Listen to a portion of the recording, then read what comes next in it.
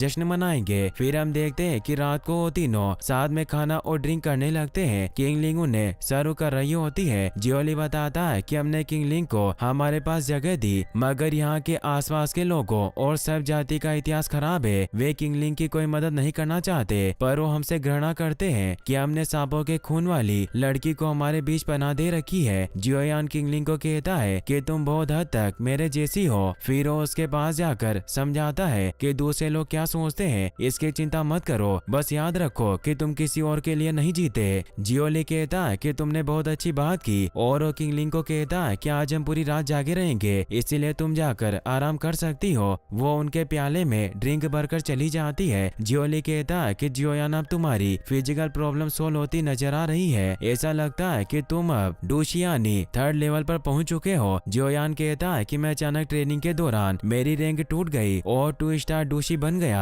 तो second brother कहता है कि तुम वास्तव में कमाल की हो। जियोयान उन्हें बताता है कि कुछ सालों पहले मुझे परिवार में कचरा समझा जाता था। मैं वास्तव में आप दोनों का आभारी हूँ, क्योंकि उस समय जब लड़के मुझे अपनी पावर के कम होने की वजह से परेशान करते थे, तो आप ही वो दोनों थे जिन्होंने मेरी गरिमा की रक्षा की, उन लोगों को पीटा और कुचला जिन्होंने मेरा मजाक उड़ाने का साहस किया, और साथ ही आपने हमारे परिवार की सजा का खामियाजा भुगता। फिर भी आप मुझे देखकर मुस्कुरा रहे हैं। जियोडिंग उसे कहता है कि जियोली हमेशा मुझसे शिकायत करता था कि मैं तुम्हें अपने साथ क्यों नहीं लाया, लेकिन हम जियामा साम्राज्य में अपनी यात्रा के दौरान कई बार लगभग मारे जाते। यदि मैं तुम्हें अपने साथ ले आता तो यह तुम्हारा अपमान होता। परिवार के साथ रहकर तुम कम से कम पापा का ख्याल तो रख ही सकते थे। जियोली कहता है कि अब सब कुछ ठीक है, इसीलिए हमें अतीत पर ज्यादा ध्यान नहीं देना चाहिए, और अभी अच्छा है कि जियोयान को कोई तंग नहीं कर सकता। अगर ऐसा होता तो हम वापस आकर उन कमीनों को अच्छा सबक सिखाते। जियोडिंग कहता है कि तुम्हें बस इतना याद रखना है कि हम सगे भाई हैं, और जब मैंने और दूसरे भाई ने डेजर्ट मेटल मर्सेनरी ग्रुप की स्थापना की तो हम फ्यूचर में तुम्हारे रहने के लिए एक जगह बनाना चाहते थे, इसीलिए तुम भी हमारे साथ जुड़कर इस ग्रुप का हिस्सा बन सकते हो। जियोयान उन्हें कहता है कि मुझे आपके साथ रहना अच्छा लगता है, लेकिन 3 ईयर एग्रीमेंट कुछ ही महीनों में खत्म होने वाला है। जियोली कहता है कि नालन के यूनलेन सेक्ट ने यह सही नहीं किया, उसने एक मजबूर पिता के बेटे से सगाई तोड़ी। जियोयान कहता है कि मैं अपने स्तर पर इस मामले से निपट लूंगा, आप मेरी चिंता किए बगैर अपनी सेना का निर्माण जारी रखें। अगर मुझे एक दिन किसी बड़े व्यक्ति से परेशानी हुई तो मदद के लिए मैं आपको याद जरूर करूंगा।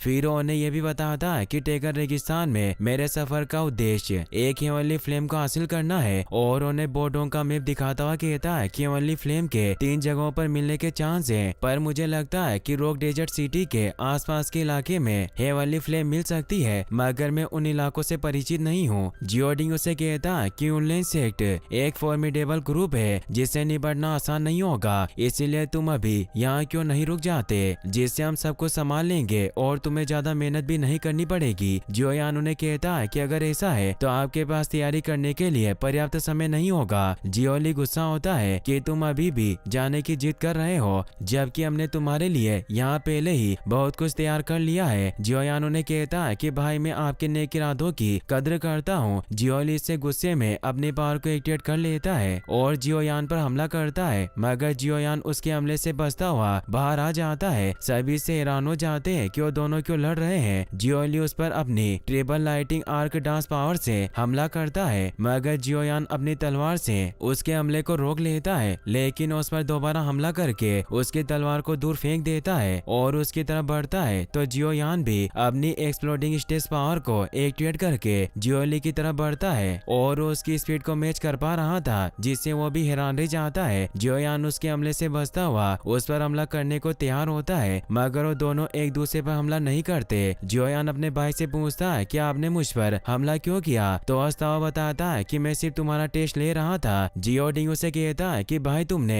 हमें अपनी पावर से विश्वास दिलाया कि तुम में दम है, और अपने ग्रुप के सभी लोगों से कहता है कि हम जियोयान की उसके मिशन में पूरी मदद करेंगे। जियोयान इससे खुश होता है। तभी किंग लिंग को कुछ होने लगता है और उसकी आंखों में अजीब सा त्रिकोण दिखाई देता है, और इसी सस्पेंस के साथ ये एपिसोड यहीं पर खत्म हो जाता है।